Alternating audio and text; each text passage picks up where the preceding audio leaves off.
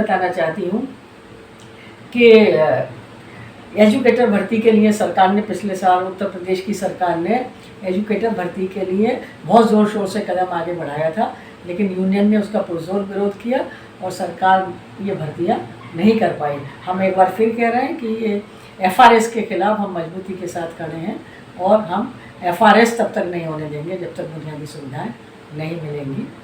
अच्छा, आपकी मुख्य मांगें क्या हैं जिन मांगों को लेकर आप 20 मई को हड़ताल करने जा रहे हैं? हाँ, हमारा मुख्य मांग है, पहली मांग हमारी है कि आंगनवाड़ी वर्कर को लैपटॉप या टैबलेट दी जाए, हाई डेफिनेशन, यानी जो इस समय का लेटेस्ट मॉडल है वो उनको दिया जाए। दूसरी हमारी मांग है कि उनको वाईफाई कनेक्शन दिया जाए।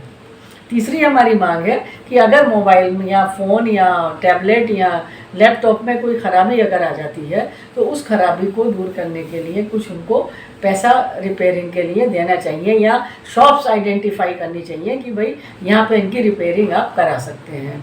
हमारी ये भी मांग है कि वारंटी पीरियड जो है और मोबाइल देने में जो शर्तें इन्होंने लगाई हैं कि अगर ये खो जाता है तो आंगनवाड़ी अपने पास से पैसा देगी। बहुत जगह आंगनवाड़ी वर्कर ने फ़ोन खोने पे या ख़राब होने पे पैसा भरा है, ये बहुत गलत है। ये तो आप इंश्योरेंस कराइए, तो फ़ोन का एक बीमा होना चाहिए खोने पर ताकि वो उस फ़ोन की सुरक्षा हो सके। ये हमारी मुख्य मांग है। और हमारा है कि बच्चों के भोजन के अधिकार के लिए दोहरा वेरिफिकेशन की कोई आवश्यकता नहीं है, ये अनावश्यक है।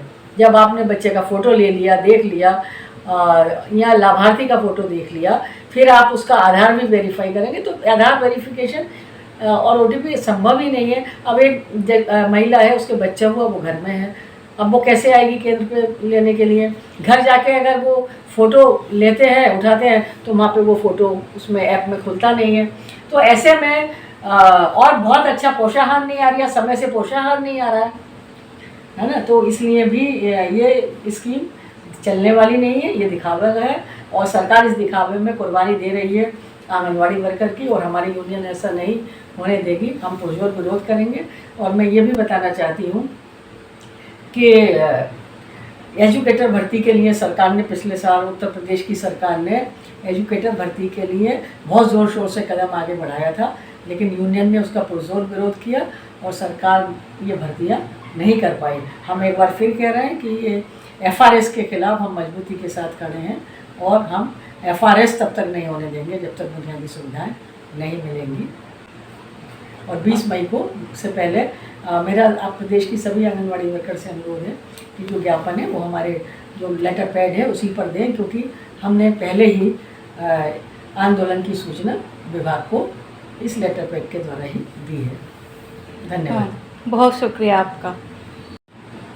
सरकार एफआरएस की नीति लागू कर रही है, इसका आंगनबाड़ी पर क्या असर होगा, आइए जानते हैं आंगनबाड़ी कर्मचारी यूनियन उत्तर प्रदेश की अध्यक्ष डॉक्टर वीना गुप्ता जी से।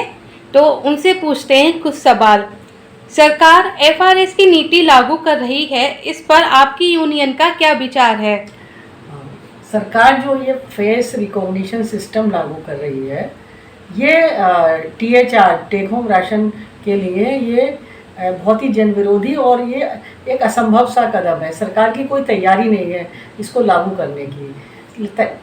तैयारी ना होने से मेरा मतलब ये है कि 2019 में टेलीफोन मिले थे, मोबाइल फ़ोन्स डिजिटल काम के लिए, जो तुरंत ही ख़राब हो गए थे, कई की बैटरी फूक गई थी और आंगनवाड़ी वर्कर पर्सनल फ़ोन से काम कर रही है। इस समय आंगनवाड़ी पर मोबाइल फ़ोन का इतना ज़्यादा काम है, दबाव है, बच्चों की अटेंडेंस, उनका अपना अटेंडेंस, फेस रिकॉग्निशन, फ़ोटो भेजना, और अब सरकार ने जो eKYC लागू करी है, इससे क्या है कि और ज़्यादा काम मोबाइल पे बढ़ रहा है। तो इसके लिए बहुत ही हाई डेफिनेशन के, अच्छी क्वालिटी के मोबाइल नहीं बल्कि हमारी मांग है टैबलेट या लैपटॉप आंगनवाड़ी को दिया जाए। दूसरी बात यह है कि जो ये डाटा के लिए मुश्किल से 160 रुपये महीना, लगभग 2000 रुपये साल जो दे रहे हैं, वो बहुत पैसा कम है और इतने सारे फ़ोटो अपलोड करने और आंगनवाड़ी का इतना सारा काम करने में बहुत सारा डाटा खर्च होता है। तो आंगनवाड़ी वर्कर को वाईफाई कनेक्शन दिया जाए और सरकार पूरा खर्चा उठाए वाईफाई का, हमें सिर्फ जो है वो सिम दे दे। तो ये हम चाहते हैं। और हम ये भी चाहते हैं कि सरकार ये जो वेरिफिकेशन में समस्या आ रही है कि ओटीपी किसी के पति के पास है वो फ़ोन, किसी के पड़ोसी के पास है, उन्होंने अपना जब आधार वेरीफाई करा तो किसी का नंबर दे दिया या नंबर बंद हो गया है।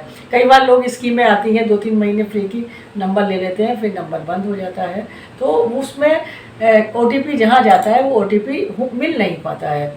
और अगर कई बार ये भी हुआ है कि ओटीपी के कारण कई लोगों के खाते खाली हो गए और वो आंगनवाड़ी के दुश्मन हो गए कि भाई तुमने हमारा खाता खाली करा दिया। तो ये सारी समस्याएं हैं, बार बार इतने सारे फ़ोटो अपलोड नहीं होते, अपलोड होते हैं तो वो सेव नहीं हो पाते और सारा स्क्रीन एकदम वाइट हो जाता है। तो आंगनवाड़ी पूरा दिन इसी काम में लगी रहती है और जो मुख्य काम आंगनवाड़ी केंद्र की जो 6 सेवाएँ वो पूरी नहीं हो पाती हैं।